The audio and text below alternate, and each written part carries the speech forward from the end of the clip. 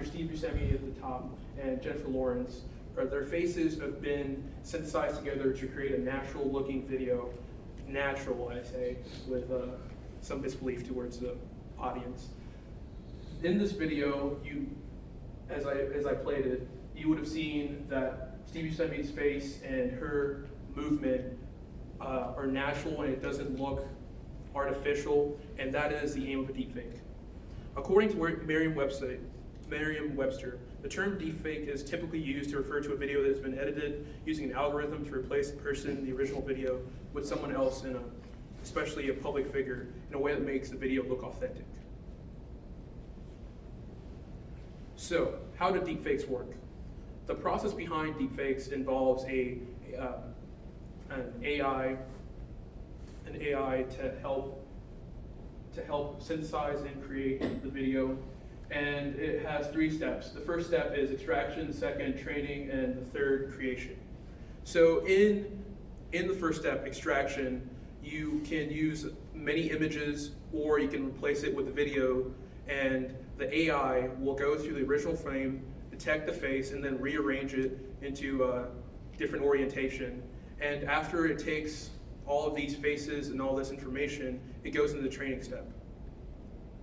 In training, the aligned face is added together with a different face in order to create the new image, and this is a process that's done many times in order to smooth out the kinks in the operation, make it look more natural and authentic. In the creation step, the original image is being merged with a different image and reconstruct together, and then it is added back into the original position, thus making it a more natural video. Although some deepfakes can be used for comedy purposes or to parody, like replacing Marlon Brando's face with Nicolas Cage's, or replacing Josh Brolin's face with Nicolas Cage, it is a huge thing that people have been doing with deepfakes, making Nicolas Cage deepfakes. But there are other malicious uses that people have been using deepfakes for. One of them is revenge porn, and taking actors and public figures and putting them into pornographic videos. And the other more globally impactful might be when people take videos of figures that provide information, like newscasters, or figures that hold a lot of authority and responsibility, like politicians, and manipulate that in order to destabilize relations or to fulfill some sort of political agenda. Another video talking about that. So, what are the dangers of deepfakes? Deepfakes by itself can be used in non-harmful ways, but there is a trend showing that people can use them and have used them in order to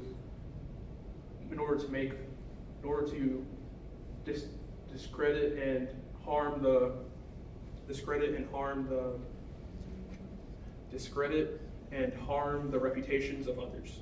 It can also be used to provide fake news in a world where we rely on information that we get through the internet.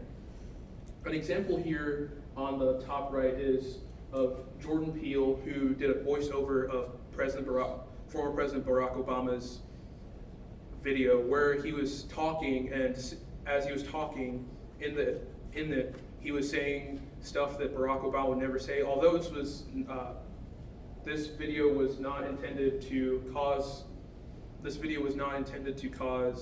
any harm, it shows the dangers, therefore. And also, with deepfakes, the fact that it can provide and have fake news gives people who are in scandals, like politicians, the ability to try and get away from that by saying, hey, I wasn't up there saying this thing or doing this thing. That is a fake video. So it discredits the truth and blurs the line between fact and fiction.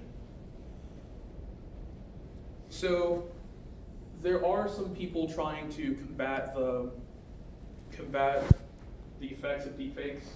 And some of these solutions include digital provenance, which is putting a watermark not only on the video but on the sound. Although it's an ideal solution in theory, it has two problems. The first being that it needs to be applied to the technology that is used to capture recordings and videos, like phones, tablets, laptops. And at the same time, it also needs to be added to places to where you can share videos like Facebook, Twitter, and other social media sites. And currently, right now, it does not look beneficial monetarily and financially for these social media sites to add this. And the technology has not been researched enough. Another possible solution that has been discussed is having an authenticated alibi service for public figures like politicians, news anchors, to where they can have their lives logged so that whenever an event happened to where something is doctored or fake, they can disprove it by showing the true fact of where they are. But the problem with this, it is heavily invasive.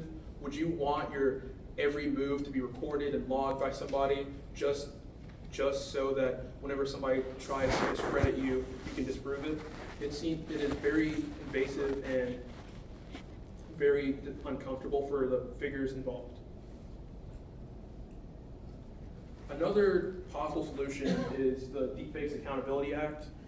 The Deepfakes Accountability Act was introduced to Congress by Representative Yvette Clarke in 2019, June 12th.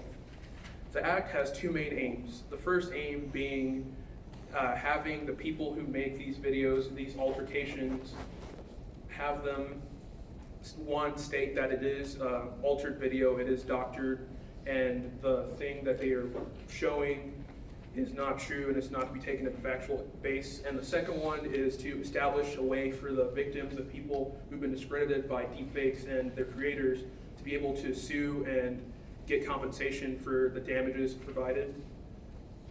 Although it seems like a good solution, there are some problems within the way how you can remain anonymous on the internet. On the internet, you don't have to say your name, you don't have to say where you live, you can just put a random username and upload something anonymously. And also, there's ways to get around watermarks. Some people here who have shared funny posts and other stuff, some of you may have taken it and just posted it to other people. And there is a way for people to crop out the watermarks and things like that. So it is not a very enforceable solution. But the benefit of it is that it gives the legal system a foothold on this new technology.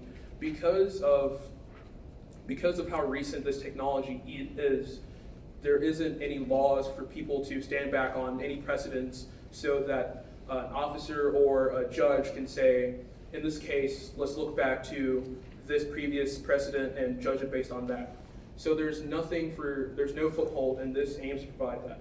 It is currently sent to a subcommittee in Congress, and they're debating that.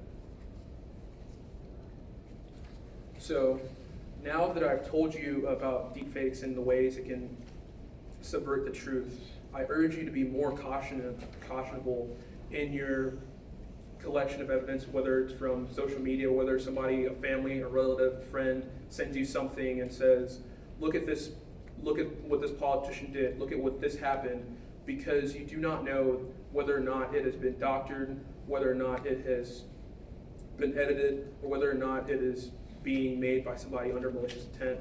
Make sure to cross-check your data and your research. Thank you, and if you have any questions, I will be sure to help you to the best of my ability and also research more about that.